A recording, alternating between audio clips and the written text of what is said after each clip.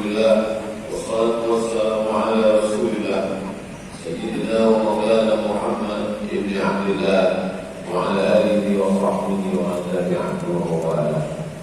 Asyhadu an la ilaha illallah wahdahu la syarika lah wa asyhadu anna sayyidina Muhammadan 'abduhu wa rasuluh la nabiyya ba'dahu. Allahumma shalli ala sayyidina Muhammadin nabiyil ummi wa ala alihi wa sahbihi wa barik wa sallim. Qala Allah ta'ala fil Qur'anil 'azim wa huwa asdaqul qa'ilin. A'udzu billahi minasy syaithanir rajim. Ya ayyuhalladzina amanu taqullaha haqqa tuqatih wa la tamutunna illa wa antum muslimun. Wa qala ta'ala fi ayatin ukhra يا أيها الذين آمنوا اتقوا الله وقولوا قولا سديدا يصلح لكم أعمالكم ويغفر لكم ذنوبكم ومن يطع الله ورسوله فقد فاز فوزا عظيما. عباد الله، أوصيكم ونفسي بتقوى الله وطاعته فقد فاز المتقون. Hadirin jamaah Jumat yang dimuliakan Allah Subhanahu wa ta'ala. Berapa banyak orang-orang yang amat sangat ingin sampai ke bulan Ramadan, tapi mereka tidak lagi ada bersama dengan kita. Ada yang lebih cepat dari keinginan dan doa, yaitu ajal yang sudah ditetapkan Allah Subhanahu wa ta'ala. Itulah mengapa di awal Ramadan banyak orang berkunjung berziarah ke kubur, bukan hanya sekedar mengingat dan mendoakan orang lain, tapi juga mengingat bahwa ia masih diberikan kesempatan untuk hidup di dalam Ramadan. Nabi Muhammad SAW berdoa 2 bulan sebelum Ramadan, Allahumma barik lana fi Rajab wa Sya'ban, berikan kami berkah di bulan Rajab dan Sya'ban. Wa ballighna Ramadan, sampaikan kami ke bulan Ramadan. Hadis ini memang dhaif, lemah, tapi hadis dhaif tetap boleh disampaikan karena tidak ada hubungannya dengan tauhid, tidak ada hubungan kait dengan menetapkan dasar hukum, tidak ada riwayatnya yang berdusta menipu pembohong. Dia mesti menaung di bawah hadis sahih motivasi beramal, dan hadis ini untuk fadail amal, keutamaan beramal. Tidak semua hadis sahih tertolak. Begitu kata Imam An-Nawawi yang dijelaskan oleh Imam Jalaluddin Abdul Rahman As-Suyuti dalam kitab Tadribur Rawi Syarah Taqrib An-Nawawi. Nabi meminta supaya sampai bulan Ramadan, padahal ia Sayyidul Anbiya wal Mursalin, Sayyidul Awwalin wal Akhirin, pemimpin para nabi dan rasul, jamin masuk surga, dan dia ingin disampaikan ke bulan Ramadan. Banyak orang tidak menganggap hidup di Ramadan ini nikmat karena dia tahun lalu hidup. Tapi kalau ia merenungkan berapa banyak kawan, jiran, tetangga, sahabat, kalau dilihat sehat, mereka lebih sehat daripada kita, lebih muda. Tapi kenapa kita masih hidup? Jawabannya ada di juz 29 surat yang pertama, surat Al-Mulk, 30 ayat. Kalau dibaca, menyelamatkan dari azab kubur. Alladzi khalaqal mauta, Allah yang menciptakan hidup. Wal hayata, Allah menciptakan mati, Allah menciptakan hidup. Liyabluwakum ayyukum ahsanu amala. Allah ingin menguji siapa yang paling baik amal. Kalau dikatakan hidup itu karena sehat, orang sehat juga mati. Kalau dikatakan hidup itu karena muda, orang muda banyak yang mati. Kita hidup sampai hari ini karena Allah ingin melihat kita beramal di bulan yang mulia ini. Maka cara mensyukurinya dengan lisan alhamdulillah, cara mensyukurinya dengan perbuatan kita isi bulan ini dengan amal-amal yang diajarkan oleh Nabi Muhammad Muhammad sallallahu alaihi wasallam. Imam mazhab kita Imam Muhammad bin Idris Asy-Syafi'i, lahir tahun 150 Hijrah di Gaza, Palestina, dan meninggalnya di Mesir pada tahun 204. Umurnya hanya 54 tahun. Wa kana al-Imam Asy-Syafi'i yuqim al-Qur'an 60 khatama. Imam Syafi'i di bulan Ramadan menghatamkan Al-Quran 60 kali. Riwayat ini sahih, disebutkan oleh Imam Al-Zahabi, imam yang paling ketat dalam hal periwayatan, dalam kitab Syiar A'lam An-Nubala. Wa kana al-Imam Asy-Syafi'i yuqimu al-Qur'an 60 khatama, menghatamkan 60 kali khatam dalam bulan Ramadan. 30 khatam di waktu siang, 30 khatam di waktu malam, 1 khatam di waktu malam, 1 khatam di waktu siang. Begitulah seorang imam yang hebat amalnya, hebat ilmunya, tapi Ramadan beliau tetap memperbanyak khataman Al-Quran. Kalau ada orang yang mengejek untuk apa banyak-banyak khatam, tidak paham. Wa idza quri'a al-Quran, kalau Quran dibacakan fastami'u lahu, dengar baik-baik, wa ansitu, iya, la'allakum turhamun. Sedangkan mendengar pun dapat rahmat, apalagi membaca. Kalau ada orang yang mengolok-olok, untuk apa baca Quran banyak-banyak? Karena memang bulan Ramadan menghatamkan Quran, memperbanyak khatam Al-Quran. Adapun mau memahami Al-Quran, tafsir Quran nanti di luar Ramadan. Gurunya Imam Syafi'i namanya Imam Malik bin Anas, meninggal tahun 179 Hijrah. Makamnya di pemakaman Baqi, sebelah kiri Masjid Nabawi kalau kita menghadap arah kiblat. Imam Malik bin Anas, atau dikenal dengan Imam Maliki, punya kitab paling tua dalam hadis, lebih tua dari Sahih Al-Bukhari, namanya kitab Muwatta Imam Malik. Imam Malik biasanya membaca kitab Muwatta, tapi pada bulan Ramadan Imam Malik menutup kitab Muwatta. Majlis pembacaan hadis Muwatta ditutup oleh Imam Malik karena beliau ingin memperbanyak khatam Al-Quran. Silakan perbanyakkan khatam Al-Quran untuk melembutkan hati, memfokuskan pikiran, menurunkan rahmat-rahmat Allah Subhanahu wa Ta'ala. Jangan sampai ada waktu yang kosong melainkan diisi dengan Al-Quran Karim. Zaman dulu susah kita membawa Al-Quran. Sekarang kita tinggal mendownload aplikasi Al-Quran yang Islami, yang bisa memperbaiki bacaan-bacaan kita, berguru memperdengarkan bacaan Al-Quran sehingga jelas di dalam Al-Quran dan Al-Qalamnya. Membaca Al-Quran bersama-sama disebut dengan tadarus. Membaca Al-Quran sendirian tadrus, dalam saya durusu. Tapi ada orang yang memperdengarkan bacaannya. Boleh jadi bacaan kita rasa tidak masalah karena memang tidak pernah didengar orang lain. Maka di bulan Ramadan kita meluruskan bacaan Al-Quran. La aqul alif lam mim harf. Alif lam mim tidak dihitung satu huruf. Al-alif harfun, alif satu huruf.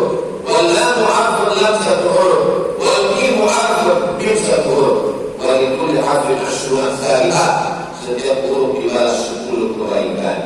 Jangan berkecil hati yang belum lancar membaca Al-Quran. Bacaan Quran di bulan Ramadan tidak mesti hatam, tidak dilihat berapa kali hatam. Yang penting membaca Al-Quran. Hitungan pahala baca Quran bukan dilihat berapa juz, tapi berapa huruf yang kita baca. La yukallifullahu nafsan illa wus'aha. Allah tidak membebani orang lebih daripada kemampuannya. Mengapa pesan yang pertama adalah Al-Quran? Karena bulan Ramadan, bulan turunnya Al-Quran. Syahrul Ramadan alladzi unzila fihi Al-Quran. Bagi di bumi Melayu. Malam 27, malam orang ramai-ramai membawa makanan untuk menghatamkan Al-Quran di masjid, karena mereka sudah mengejar baca Quran dari malam pertama. Di malam 27 berarti mereka sudah membaca lebih dari 1 juz sehari semalam, karena malam 27 sudah berlomba-lomba menjadi malam khatam Al-Quran. Begitulah tradisi yang baik yang sudah dibentuk oleh para ulama, dijalankan oleh masyarakat. Tradisi yang baik ini yang sampai kita hilangkan.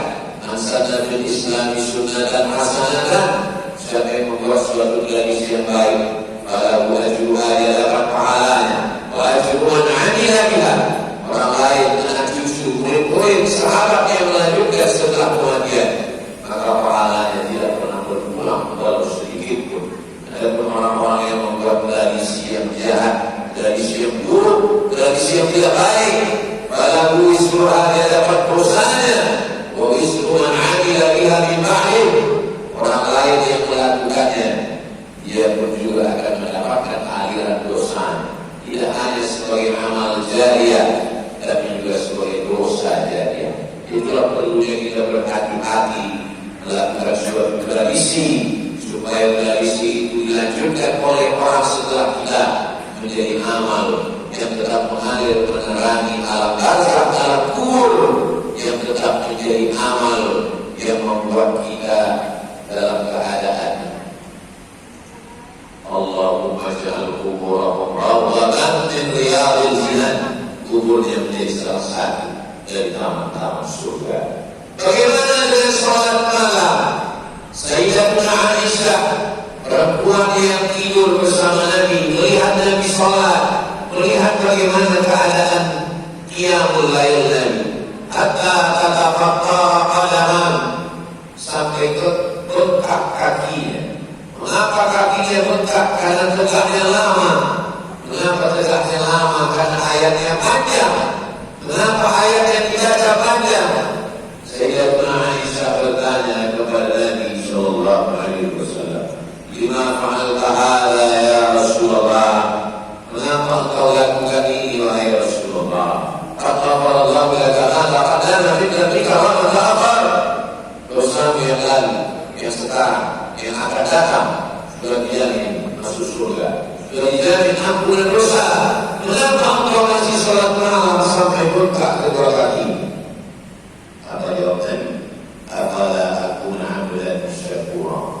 Aku ingin menjadi hamba Allah yang bersyukur. Aku ingin menjadi hamba Allah yang bersyukur. Bagaimana dengan sholat malam kita? Kita sudah sholat tarawih, kita tutup dengan witir, kita cepat-cepat pulang supaya cepat kita tidur, supaya saat malam sebelum sahur kita sempat sholat sunat wudu 2 rakaat. Qiyamul lail tidak hanya diisi dengan tarawih dan tahajud. Qiyamul lail maknanya malam diisi dengan ibadah. Di antara sholat sunat adalah sholat sunat wudu. Selesai wudu, sholat sunat wudu sebelum tahajud. Nabi bertanya kepada Bilal, "Sami'tu laka na'laika baina yadayya fil jannah." Aku dengar suara sendalmu, gesekan sendalmu di dalam surga. Apa amal engkau wahai Bilal? Bilal menjawab, "Aku tidak pernah meninggalkan sholat sunat wudu. Selesai wudu malam, sholat sunat 2 rakaat. Usolli sunat al-wudu raka'ataini lillahi ta'ala." Selesai sholat sunat wudu, sholat sunat taubat. Mamin muslimin yudhibu dhanban, ada orang yang silap, salah, berdosa, summa yatafaqqar, mandi, berwudu, tayammum, sholat sunat wudu 2 rakaat. Usolli sunat al-wudu raka'ataini lillahi ta'ala. Summa yastaghfirullah, setelah itu dia beristighfar, ya Allah, ghafarallahu lak, Allah mengampunkan segala dosa-dosa. Sholat sunat taubat tiap malam, baik, bagus, tidak ada halangan, tidak ada larangan. Selesai sholat sunat taubat, sholat sunat tahajud. Bukankah sholat ditutup dengan witir setelah tarawih? Tidak ada larangan sholat sunat setelah witir. Nabi pernah melaksanakannya. Nabi pernah sholat zikir. Itulah dalil boleh sholat sunat setelah zikir. Tapi ada yang mengatakan zikir paling bagus di akhir malam. Memang betul, hadisnya sahih. Ij'alu akhir salatikum al-laila al-zikra. Jadikanlah salat terakhir kamu di waktu malam zikir. Bukan wajib, sunat. Tapi mengikuti imam sampai selesai zikir juga sunat. Maka paling bagus adalah salat tarawih. Setelah tarawih ikut zikir dengan imam. Karena orang yang salat tarawih dilanjutkan dengan zikir setelah imam, dia mendapatkan pahala seperti salat sepanjang malam. Setelah itu pulang bangun malam, tetap salat sunat dibolehkan. Salat sunat dulu, salat sunat taubat, salat sunat tahajud. Wa minal laili dari sebagian malam. Allah tidak minta semua malam. Karena besok pagi kita masih berusaha berikhtiar mencari rezeki ke kebun, ke sawah, berniaga, berdagang, ke kantor, mengajar. Maka tetap sholat malam. Setelah sholat tahajud, sempatkan 2 rakaat sholat hajat. Karena hajat-hajat kita banyak kepada Allah. Hajat untuk anak soleh, hajat untuk keluarga sakinah mawaddah warahmah, hajat untuk jodoh anak menantu, hajat untuk sehat walafiat. Sholat sunat hajat 2 rakaat. Masih ada waktu paling afdal beristighfar di waktu sahur. Kalau tas'ali yastaghfirun, pada waktu sahur dia beristighfar. Astaghfirullahaladzim alladzi la ilaha illa huwal hayyul qayyum wa atubu ilaih. Man lazima istighfar, siapa yang memperbanyak istighfar, ja'alallahu lahu min kulli dhiqin makhraja. Segala kesempitan hidupnya diberikan Allah kelapangan. Wa min kulli hammin faraja, segala kesusahan yang diberikan Allah kebahagiaan. Wa razaqahu min haitsu la yahtasib, diberi rezeki dari jalan yang tidak disangka-sangka. Nabi Muhammad SAW yang tidak berdosa, yang dijamin masuk surga, berapa istighfarnya sehari semalam? Wallahi, demi Allah, illa astaghfiru ila rabbi wa atubu ilaih. Aku beristighfar meminta ampun kepada Allah mi'ata marrah fil yawmi wal laila, 100 kali sehari semalam. Dia yang tidak berdosa mengajarkan kita beristighfar 100 kali sehari semalam. Lalu bagaimana dengan kita? Kullu bani Adam khata'un, semua manusia ini pernah lupa, pernah silap, pernah salah.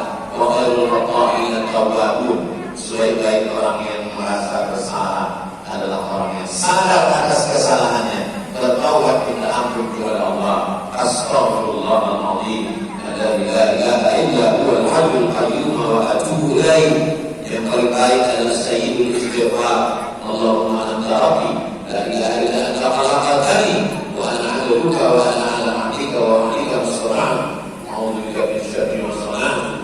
Aqulu laka bi ni'matika 'alayya wa aqulu bi dhanbi faghfirli fa innahu la yaghfiru dhunuba illa anta.